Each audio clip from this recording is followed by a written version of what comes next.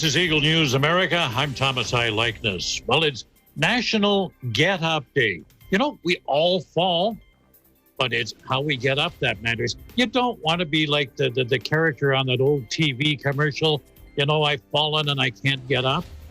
No, we want to get up again. And that's the spirit behind National Get Up Day. Happens every year on February 1st. But how did this all begin?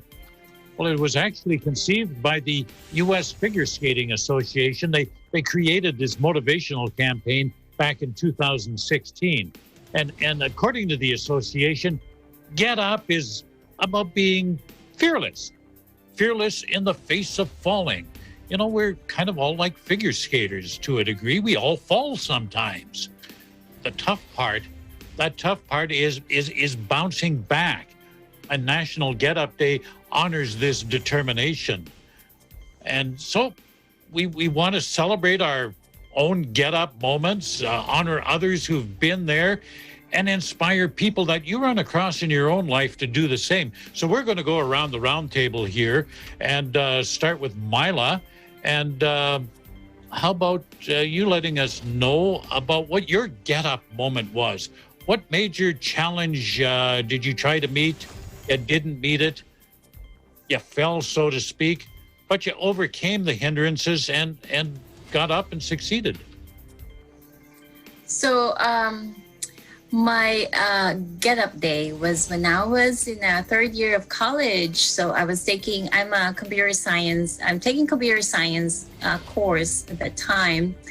And that's the time that I failed one of the subjects, one of the hardest subjects. And I never failed anything, you know, any academically. I haven't never failed any subjects or any, you know, even when I was in high school. And you know, for my because that was my third year. So for 2 years, I'm all okay. I mean, I'm sometimes I barely passing, but still passing. And for that one, I cried a lot, because I have to retake it. So I have to spend another semester. We're in a trimester at that time, so I need to retake it for another term, and I will not be on the same block as my other friends. So there's so you know, whenever you fail a class, you won't be together again with your other classmates or other friends. So that's the downside of failing a subject. And but I have to go through it. It was the worst moment of my life at that time, and so I have to go through it again. And I took the class again, and I was able to get really good grades. And the good thing is, I was really able to, because I've taken it twice already. I was able to really understand the course or the subject at that time. So that's the positive side of it. And I was able to graduate still on time and continue with my career right now as a programmer. So yeah. I've got to ask you, what was the subject that you had to retake? It's they call it it's the theories of programming a language. So it's a theory behind it. It's not just doing programming, but then whether it was the theory behind it. So yeah, so that's really. I can tell you right now, I'd probably be taking it 7 times and then just. I don't know whether I could get up from that. But aside from having to do the work all over again, I mean, there's a mental adjustment you have to make as well when you go into something like that, isn't there? It is. But the good thing also is I have a different teacher. So I have a different professor, and he was able to explain it really well. That's why I was able to understand it the second time. Because the first time, it was really, I could not understand anything. And the questions are more, it's not a true or false or A, B, and C, D, the answers. No, you really have to explain. But the exam is you really have to explain everything that you've learned. And that's why it's a good thing for me also to retake it, because the second time I was able to understand it really well. Arlene, what was your get up moment?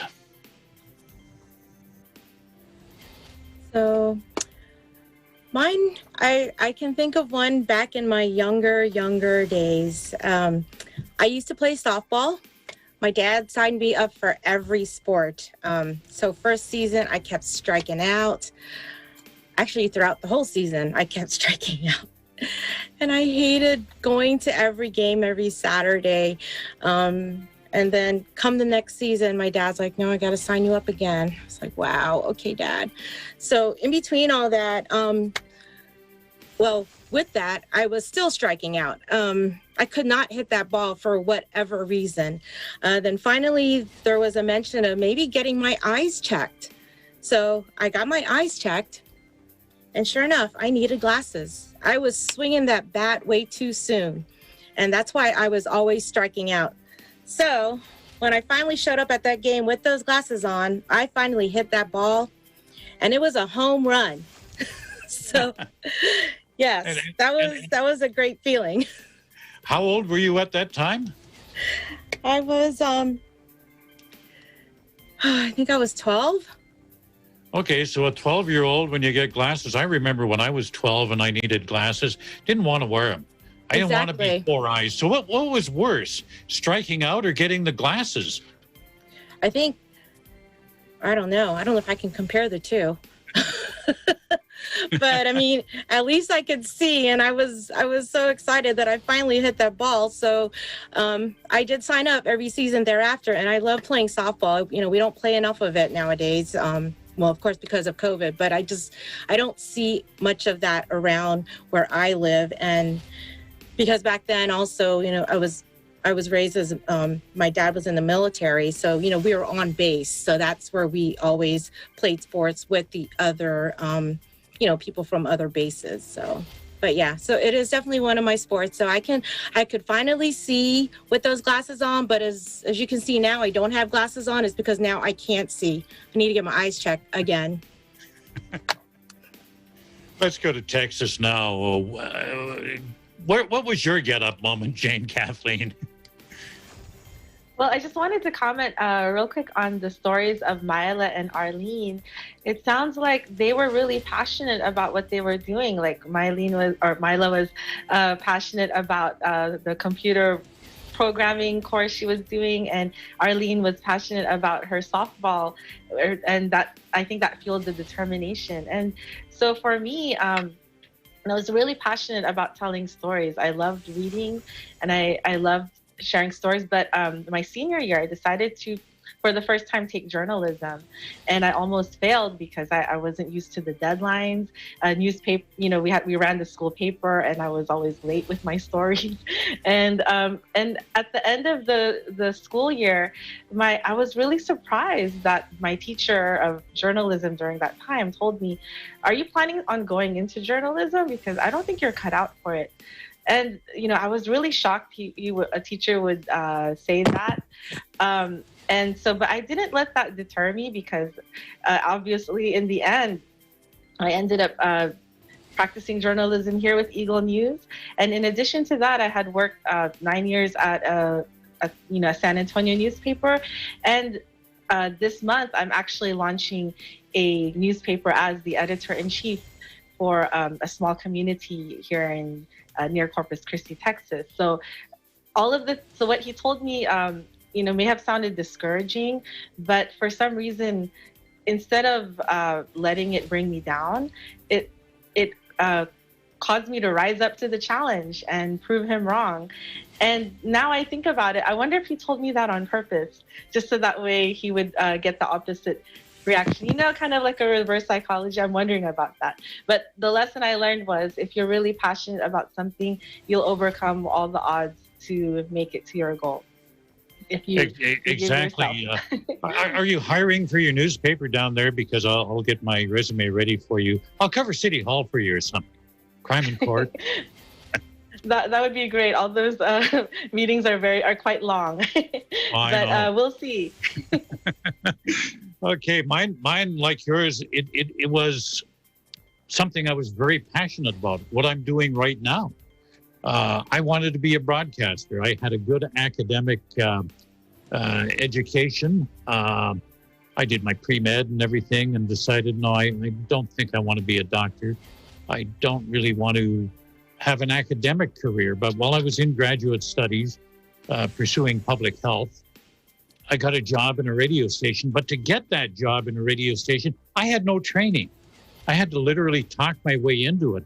I banged on every radio station door in the Quad Cities, and some of them, it was just short of throwing me out. I mean, get out of here. You have no training, you have no experience, you want to work here? Yeah, I really want to work here. Well, eventually somebody did hire me. Started out, all I got was 2 hours live on a Sunday morning. The rest of it was playing religion and public affairs tapes. Sunday morning, 6 hours a day. That was my first job I was in, and I was a star for 2 hours, at least in my own mind. But overcame the fact that I had no training in it. I got somebody to show me how to run a control board, and that was the extent of it. But if you want something bad enough, and it was something I had wanted to do since I was about 11 years old, you will achieve it. You will achieve it.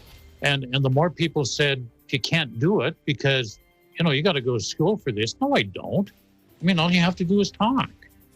The more they told me I couldn't do it, the more I wanted to do it. It was what I was driven to do. So I understand what all of you are saying there. It is a state of mind. It is a state of mind. Anybody have quickly an inspiring story of somebody else who overcame the odds? No? But adversity, those falls, when we fall, adversity is what really makes you stronger. Because if it was easy, anybody could do it. And I really don't think you'd appreciate it. When you really have to fight for something, fight for your place in your career, fight for your place in life, it takes on meaning. It takes on meaning, and I really believe that's what makes the character of people.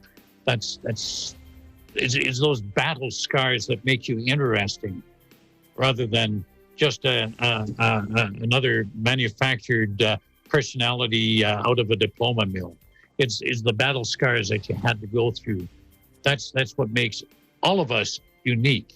But there is a group who day in, day out, rises above the challenges they face.